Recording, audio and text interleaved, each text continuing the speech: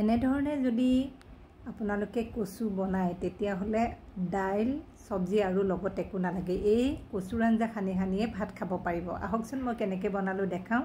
দৰ্শকসকল, মই মামনে আকৌ এবাৰ মোৰ চেনেললৈ আপোনালোকক স্বাগতম জনাইছোঁ।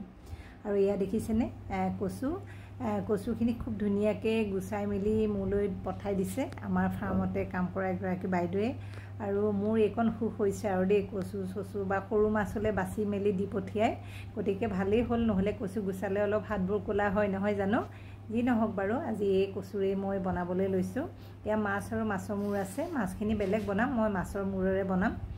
আৰু এতিয়া প্ৰথমে কচুখিনি মই ভালকৈ ধুই ল'লোঁ আৰু এতিয়া কেৰাহী এখনত দিলোঁ, দি অকণমান পানী দি দিছোঁ, দি অকণমান বইল কৰি ল'ম।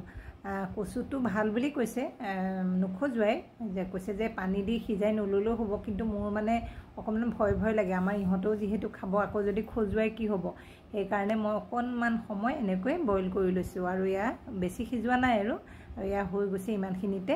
আৰু সেইখিনি পানী টুকিবলৈ দিলোঁ আৰু কেৰাহীখনত এয়া মিঠাতেল দিলোঁ, তাতে এটা ৰঙা জলকীয়া দিলোঁ, মানে শুকান জলকীয়া, আৰু পিঁয়াজ কাটি দিলোঁ। এয়া দি অকণমান সময় কেঁচা গোন্ধটো যোৱালৈকে ভাজিছোঁ। এইখিনি নিজৰ জোখমতে ল'ব আৰু আপোনালোকে। আৰু এতিয়া মই দুখিলা তেজপাত দিলোঁ, আদা নহৰু অলপ খুন্দনাত খুন্দি দি দিছোঁ এয়া সৰহকৈ। আৰু এইখিনি দিও অকণমান সময় কেঁচা গোন্ধ যাবলৈ ভাজিম। এয়া চাওক, বহুত বেছি তেল দিয়া নাই দেখিছে। ইতিমধ্যে মই মাছ সেইখিনি ভাজি থলোঁ। আৰু এয়া জোখ অনুসৰি হালধি পাউডাৰ, জিৰা পাউডাৰ আৰু ধনিয়া পাউডাৰ দিলোঁ। এইখিনি দিও অকণমান এনেকৈ ভাজি লৈছোঁ। এয়া চাওক, আৰু ভজা প্ৰায় হৈ গৈছে। এতিয়া আধা সিজাই লোৱা কচুখিনি দি দিলোঁ আৰু কেঁচা জলকীয়া ৩-৪টামান ফালি দি দিছোঁ। জ্বলা যিমান ইচ্ছা সিমান দিব পাৰে, আপোনালোকে কিমান জ্বলা খায়। আৰু এইখিনি এনেকৈ অকণমান লৰাই ভাজি আছোঁ। যিহেতু হাফ বইল হৈছিলে, গতিকে ধুনীয়াকৈ বইল হৈ গৈছে। আৰু সিজাওঁতে যিখিনি পানী ওলাইছিলে সেই পানীখিনি মই দিয়া নাই, আপোনালোকে দি দিব পাৰে। কৈছোঁৱে মোৰ অকণ ভয় লাগিলে, সেইকাৰণে দিয়া নাই। আৰু এনেকৈ লৰাই থাকোঁতে চাওকচোন কচুখিনি ধুনীয়াকৈ গলি গ'ল। এতিয়া প্ৰায় আধা চামুচতকৈ বেছি জালুকৰ পাউডাৰ দিলোঁ। কচুত জালুকৰ পাউডাৰ দিলে গোন্ধটো বৰ ধুনীয়া লাগে। আৰু এই জালুকৰ পাউডাৰ মই নিজে ঘৰতে গ্ৰাইণ্ড কৰি বনাই লওঁ। আৰু এতিয়াহে মই নিমখ দিছোঁ, কাৰণ কচুখিনি কিমান কমি যায় সেই পৰিমাণটো চাইহে নিমখটো দিলোঁ। আপোনালোকে আগতেও দিব পাৰে। নিমখ দিও লৰাই দিলোঁ আৰু ভাজি ৰখা মাছৰ মূৰখিনি দি দিলোঁ। দি এতিয়া মই লৰাই অকণমান ভাজিম আৰু অকণমান সময় ঢাকনি মাৰি দিম।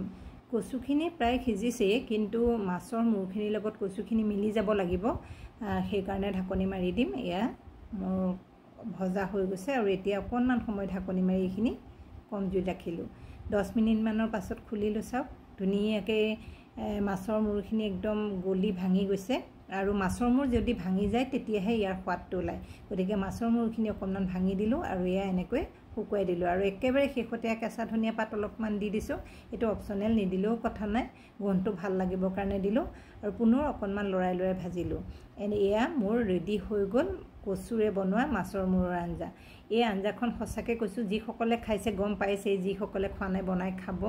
আৰু মোৰ ভিডিঅ'টো চাই যদি ভাল পালে লাইক, শ্বেয়াৰ, কমেণ্ট কৰিব আৰু চেনেলটো ছাবস্ক্ৰাইব কৰিবলৈ নাপাহৰিব। ফেচবুকত চাই আছে যদি ফ'ল' কৰি দিব। Thank U.